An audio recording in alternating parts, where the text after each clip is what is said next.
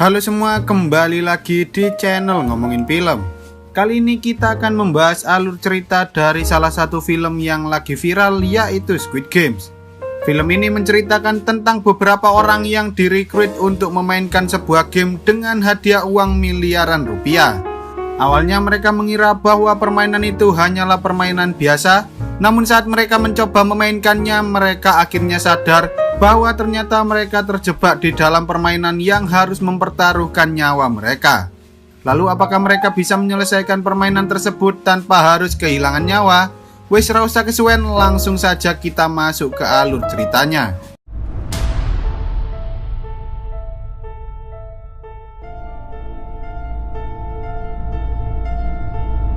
Dahulu saat anak-anak belum mengenal FF dan Mobile Legends, para bocah-bocah sering bermain bersama di sebuah lapangan. Salah satunya adalah Squid Game alias permainan cumi-cumi. Dalam permainan itu terdapat dua tim yang terdiri dari penyerang dan juga penjaga. Bagi para penjaga, tugas mereka hanya ada satu, yaitu mencegah para penyerang agar tetap berada di luar garis. Sementara bagi para penyerang, mereka harus bisa menginjak lingkaran kecil yang disebut sebagai kepala cumi-cumi, dan film pun baru saja dimulai. Seorang pria dewasa bernama Song Ki-hun selalu saja bergantung pada ibunya yang sudah cukup tua, meski ia sudah pernah menikah dan memiliki seorang anak. Hari itu ibu Ki-hun memberikan beberapa uang pada Ki-hun dan menyuruhnya untuk membelikan ayam goreng pada cucunya, karena hari ini anak Ki-hun sedang berulang tahun. Saat ibunya sudah pergi, bukannya berangkat kerja, Ki-hun justru mengambil ATM milik ibunya dan mengambil sejumlah uang untuk melakukan taruhan pacuan kuda. Tetapi tampaknya hari itu merupakan hari keberuntungan Ki-hun, karena saat ia bertarung menggunakan nomor yang sama seperti ulang tahun anaknya, ia berhasil memenangkan taruhan tersebut dan mendapatkan uang senilai 4,3 juta won atau sekitar 50 juta rupiah. Dengan hati berbunga-bunga, ia pun menelpon anaknya dan berjanji bahwa ia akan membelikannya makan malam yang sangat lezat. Namun belum sempat ia menikmati kemenangan itu, ia justru dikejar-kejar oleh rentenir yang hendak menagih hutangnya hingga membuat dirinya tak sengaja menabrak seorang wanita. Tak lama kemudian ia pun akhirnya tertangkap oleh para rentenir itu, dan saat Ki-hun hendak memberikan uangnya, ternyata ia baru sadar bahwa uangnya telah dicuri oleh wanita yang ia tabrak sebelumnya. Para rentenir itu pun mencoba menyakiti Ki-hun, tetapi saat Ki-hun memasang wajah sedih, rentenir itu akhirnya memberikan kesempatan pada Ki-hun untuk melunasi hutangnya selama 1 bulan, atau jika tidak maka mereka akan mengambil salah satu ginjal dan juga matanya. Lalu setelah Ki-hun selesai mengajak anaknya makan malam, Ki-hun bertemu dengan seorang pria misterius yang menawarkan untuk bermain suatu permainan bernama Dakji dengan imbalan uang 100.000 won atau sekitar 1,2 juta rupiah. Tetapi jika Ki-hun kalah, maka ia harus membayar dengan nominal yang sama. Karena tergiur dengan uang tersebut, Ki-hun akhirnya menerima tantangan pria itu, tetapi sayangnya ia justru kalah dalam permainan pertamanya. Karena Ki-hun tak punya uang, pria itu pun meminta bayaran yang lain, yaitu menampar pipi Ki-hun setiap kali ia kalah dalam permainan tersebut. Mereka berdua terus bermain hingga akhirnya Ki-hun berhasil memenangkan beberapa ronde dan mendapatkan uang yang cukup banyak. Sebelum pergi, pria misterius itu mengatakan bahwa ia tahu tentang semua informasi termasuk hutang Ki-hun yang berjumlah sekitar 410 juta won atau senilai 6 miliar rupiah, sehingga ia menyarankan agar Ki-hun mau mengikuti sebuah permainan dengan hadiah uang yang sangat banyak. Kemudian ketika ia sudah di rumah, Ki-hun memberikan beberapa uang itu pada ibunya dan ia juga mengatakan bahwa dirinya tidak mendapatkan uang itu melalui judi ataupun mencuri. Di sana si ibu pun memberitahu Ki-hun tentang anaknya dan mantan istrinya yang akan pergi ke Amerika karena suaminya yang baru mendapatkan pekerjaan di sana. Ki-hun yang tak ingin anaknya pergi ke Amerika pun langsung menelpon nomor yang telah diberikan oleh pria misterius itu. Dan tak lama kemudian seseorang datang menjemput Ki-hun, tetapi ketika ia masuk ke dalam mobil, tiba-tiba orang itu menyemprotkan gas bius yang membuat semua orang di dalamnya tertidur lelap. Lalu saat Ki-hun terbangun, ia pun sangat bingung karena saat ini ia sudah berada di suatu ruangan bersama 455 pemain lainnya yang juga menerima tawaran tersebut. Selain itu, mereka juga dipantau oleh beberapa staf dengan pakaian serta topeng yang sangat aneh, termasuk orang yang menjalankan seluruh permainan tersebut yang dijuluki sebagai frontman. Alasan mereka menggunakan topeng yaitu agar identitas mereka tak diketahui oleh orang lain, termasuk para pemain yang memainkan permainan itu.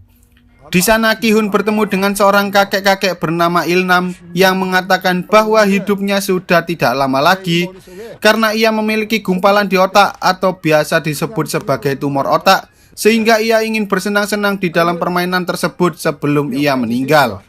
Selain itu, Ki-hun juga bertemu dengan Kang Sae-byok, seorang wanita yang sebelumnya telah mencuri uang miliknya ketika ia dikejar-kejar oleh para rentenir. Dengan perasaan sangat marah, ia pun menyuruh Sae-byok untuk mengembalikan seluruh uangnya. Namun tak lama kemudian tiba-tiba saja para staf datang menghampiri mereka dan mengatakan bahwa mereka akan berpartisipasi dalam sebuah permainan yang akan diadakan selama 6 hari. Siapapun yang bisa menyelesaikan seluruh permainan itu akan mendapatkan hadiah berupa uang tunai dengan jumlah yang sangat banyak. Para staf itu juga mengatakan bahwa seluruh barang serta HP yang mereka bawa telah disita dan akan dikembalikan ketika mereka berhasil menyelesaikan semua permainan. Beberapa pemain mengira bahwa mereka telah diculik, tetapi para staf menjelaskan bahwa tujuan permainan ini dibuat adalah untuk mengubah kehidupan mereka semua, karena hampir semua pemain yang ada di sana memiliki hutang yang sangat banyak hingga mereka tak bisa membayar hutang-hutang tersebut. Sebelum permainannya dimulai, seluruh pemain diwajibkan untuk menandatangani surat persetujuan yang berisi 3 pasal, yaitu pasal 1, para pemain tak diperbolehkan berhenti bermain, pasal 2, pemain yang menolak bermain akan dieliminasi, dan pasal 3, permainan dapat dihentikan jika mayoritas pemain telah menyetujuinya.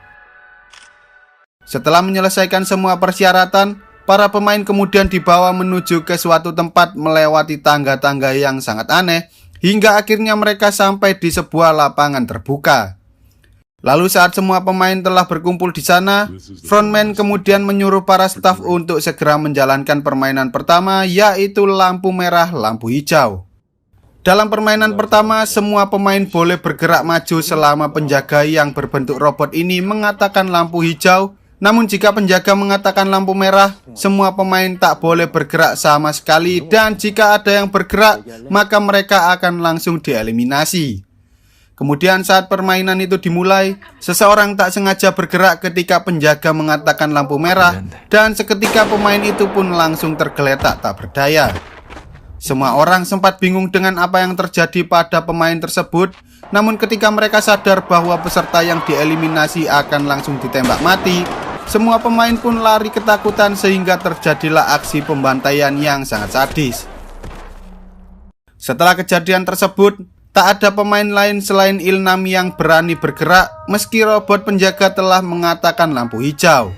Namun ketika mereka sadar bahwa mereka tak memiliki banyak waktu, para pemain berusaha melanjutkan permainan dengan hati-hati, termasuk Ki-hun dan teman masa kecilnya Cho Sang-woo yang juga ikut dalam permainan tersebut. Meski banyak yang tereliminasi, beberapa di antara mereka akhirnya berhasil menyelesaikan permainan tersebut.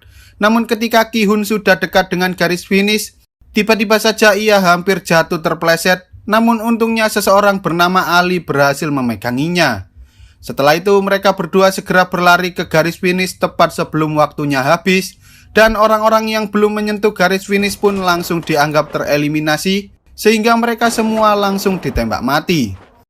Setelah permainan pertama selesai, para staf mengatakan bahwa 255 pemain telah tereliminasi dalam permainan pertama, sehingga saat ini hanya tersisa 201 pemain yang masih hidup.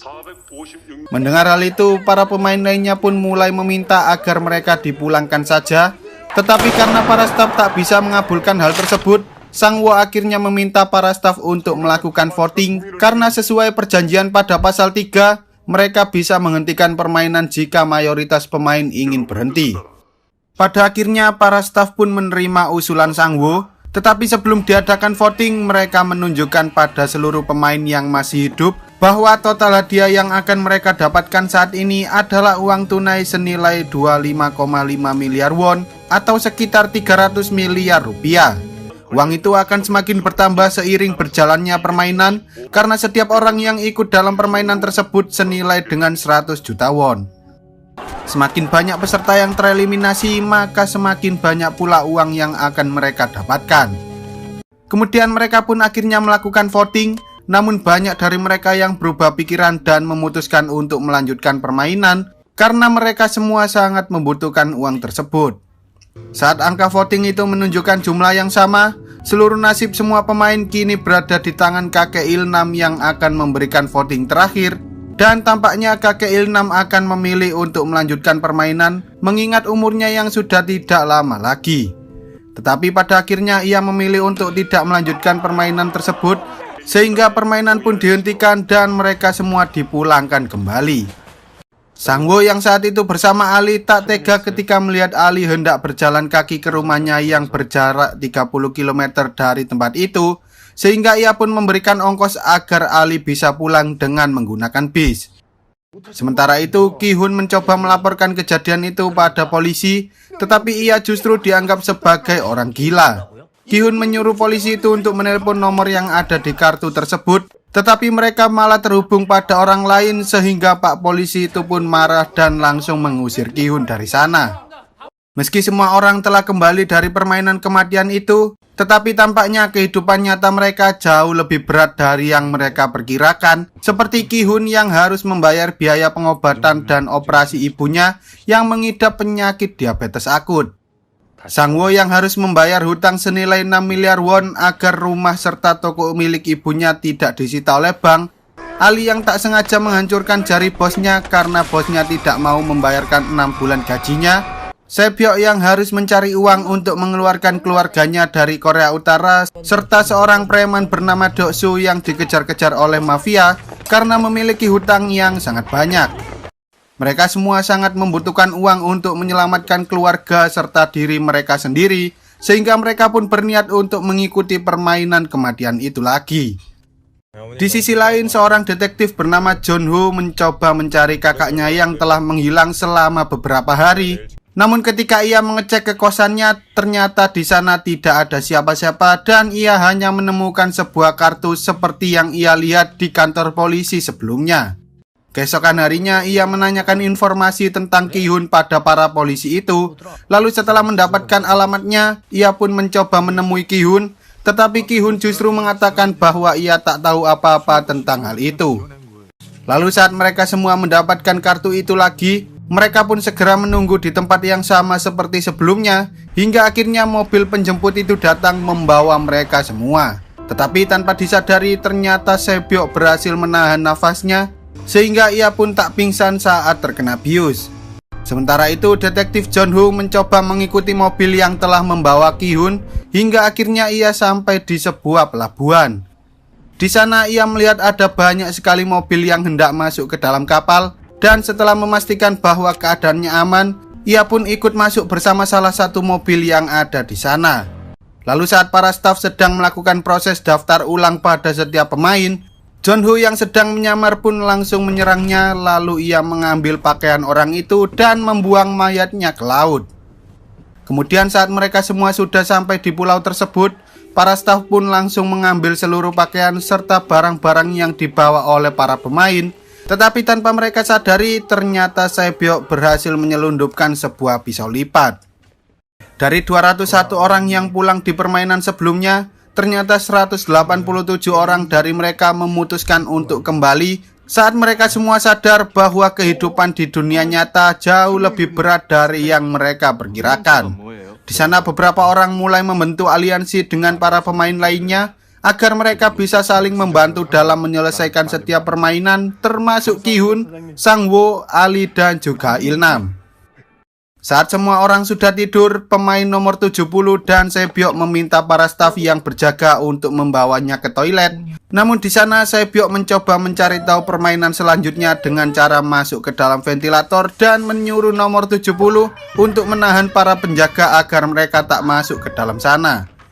Lalu ketika ia menelusuri ventilator itu, ia akhirnya melihat beberapa staf yang sedang memasak gula di sebuah dapur. Karena mereka berdua terlalu lama, salah satu staf segitiga mencoba mendobrak masuk, tetapi untungnya Sae-byeok berhasil kembali tepat waktu. Keesokan harinya, setelah para pemain selesai sarapan, mereka semua dibawa menuju ke tempat lain untuk melakukan permainan yang kedua. Di tengah perjalanan, Sang-woo yang sebelumnya mendengar obrolan Sae-byeok dengan nomor 70 pun mencoba menanyakan tentang apa yang telah dilihat oleh Sae-byeok agar ia bisa menebak permainan selanjutnya. Lalu ketika mereka sampai di lokasi permainan, para pemain disuruh memilih salah satu dari 4 simbol yang terdiri dari segitiga, lingkaran, bintang, dan juga payung.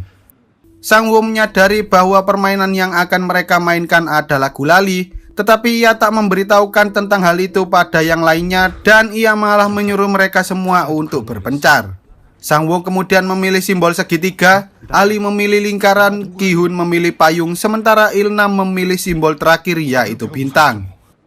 Setelah semua pemain memilih simbol masing-masing, mereka pun disuruh untuk mengambil sebuah benda dan ketika mereka membukanya, ternyata benda itu berisi gulali yang berbentuk seperti simbol-simbol tersebut. Kemudian para pemain disuruh untuk memotong gulali itu sesuai simbol yang ada sebelum batas waktunya habis. Tetapi jika mereka merusak simbolnya, maka mereka akan langsung dieliminasi di tempat. Setelah permainan berjalan beberapa saat, beberapa pemain yang tak sengaja merusak simbolnya pun langsung ditembak mati di tempat.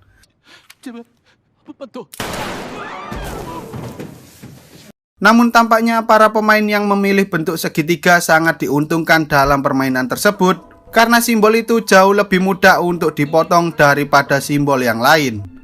Sehingga pada akhirnya banyak dari mereka yang berhasil lolos ke permainan selanjutnya, termasuk Sang-woo dan juga Sae-byeok. Tak lama kemudian, Ali akhirnya berhasil menyelesaikan permainan tersebut, sementara Ki-hun dan kakek Il-nam tampaknya kesusahan karena simbol mereka lah yang paling susah untuk dipotong dalam permainan itu. Saat waktunya sudah hampir habis, Ki-hun akhirnya menemukan cara lain untuk memotong gulali tersebut, yaitu dengan cara menjilatinya. Kakek Il-nam dan para pemain yang melihatnya pun langsung menjilati gulali mereka masing-masing dan pada akhirnya mereka berhasil menyelesaikan permainan itu tepat waktu sebelum waktunya habis. Di sisi lain, saat para staf hendak menembak pemain yang gagal, salah satu di antara mereka justru melawannya, tetapi saat si staf itu membuka topengnya, si pemain justru menembak dirinya sendiri dan pada akhirnya para staf menembak mati seluruh pemain yang gagal menyelesaikan permainan tersebut. Tak lama kemudian frontman datang dan langsung menembak orang itu, karena sesuai peraturan siapapun yang menunjukkan identitasnya maka ia harus mati. Sementara itu John-woo yang sedang menyamar sebagai salah satu staf bertopeng lingkaran mengambil topeng yang berbentuk persegi agar ia bisa mengatur para staf yang memakai topeng lingkaran dan juga topeng segitiga. Lalu film pun bersambung. Oke lah, sekian dulu untuk video kali ini. Semoga kalian semua terhibur. Jangan lupa untuk support channel ini dengan cara klik tombol subscribe lalu nyalakan loncengnya agar kalian tidak ketinggalan dengan video-video terbaru dari channel ini. See you on the next video dan sampai jumpa.